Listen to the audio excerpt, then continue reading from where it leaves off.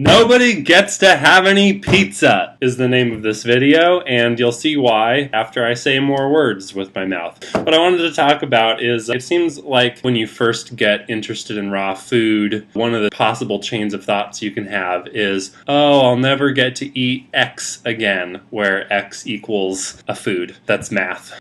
And you feel some grief about that, and possibly that grief drives a craving-y feeling, and maybe you eat that food again because you felt so deprived, and then you're like, oh, I had it, and then you feel, oh, I had it, and lots of turmoil and stuff. If you're in that position and you're thinking, oh, I wish I could eat X, but now I can't because I'm a raw foodist, and other people get to eat it, and that's not fair.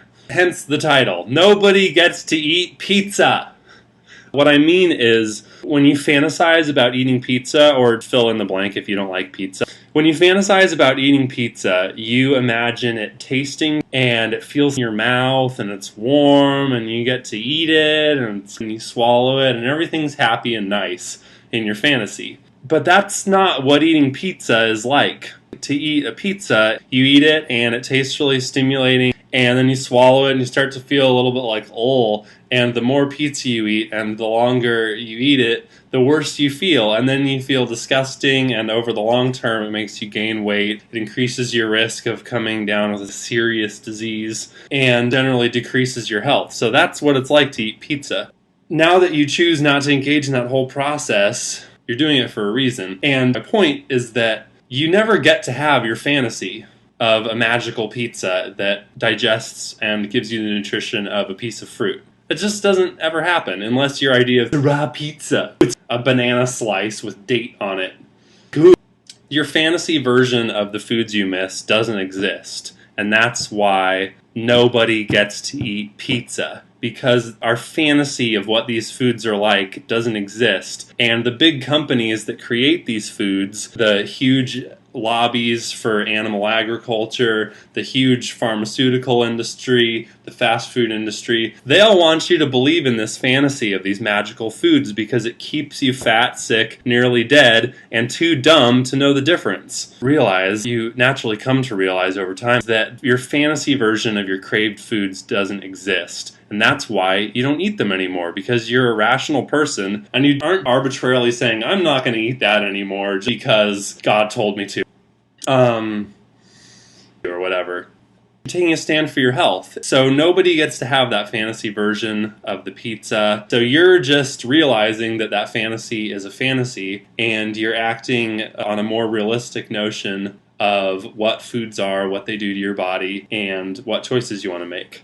So don't feel like you're the only one who doesn't get to eat pizza, because nobody gets to eat the pizza they imagine. They get to eat the real pizza that exists, which tastes good for like a second, and then you feel like garbage, and you look like garbage if you eat enough of it. So you can eat whatever you want. Doug Graham isn't going to lock you in a jail and only feed you bananas, and nobody else is either. You just do whatever you want. And, if you don't want to eat healthy, nobody's going to make you. I would certainly encourage you to, because if you never have, then you literally don't know what you're missing. And it's awesome. And if you want to have a vegan pizza, I would encourage you to eat 100% raw for a number of years so that you know what that's all about. And then try some cooked foods if you're curious. That's what I ended up doing.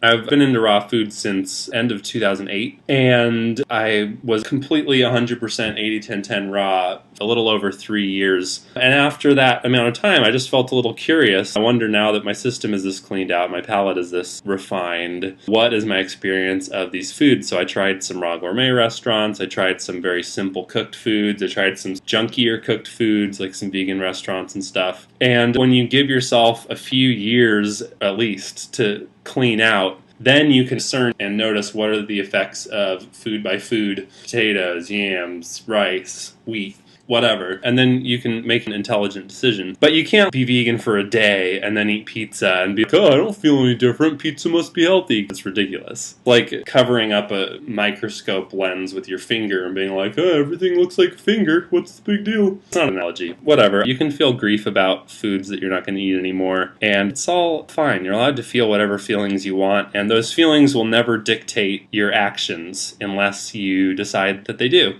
if you think about pizza, oh pizza, oh pizza, oh to have another slice of a pizza, and you have positive feelings about that, there's a big gap between you thinking that and you eating that, and the gap is free will. You have free will. You get to choose whether you put a piece of pizza in your mouth or not. And therein, in that little window between a think and a do, is your freedom. Raw food freedom. Because that's the moment where you decide what you're going to do and you stop being a victim, like, oh, I ate it, oh, darn it, like somebody else shoved it in your mouth. The only sane way to eat is to take control of your own choices and make educated choices by learning what you can from others and trying it out for yourself. Nobody gets to eat pizza. The verdict is in. The verdict is in. Nobody gets to eat pizza. Bananas and dates collaborate to make a smoothie so